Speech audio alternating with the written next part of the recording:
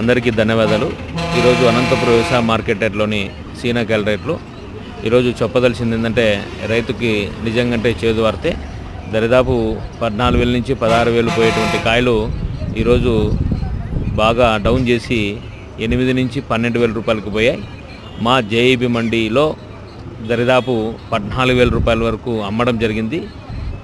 కాబట్టి రైతులు ముఖ్యంగా తెలుసుకోవాల్సింది ఏంటంటే, ఏదో ఎక్కువ వస్తున్నాయి ఒక మండికి వాళ్ళ మండీలకి ఎక్కువ మా కాయలన్నీ ఎక్కువ అమ్ముతారనేది మీ భ్రమ. దయచేసి మాకు ఒక 50 టన్నులు వస్తే 50 టన్నులు లిమిట్గా రైతులకి ఎక్కడ అన్యాయం జరగకుండా రేట్లు వేయడం జరుగుతుంది.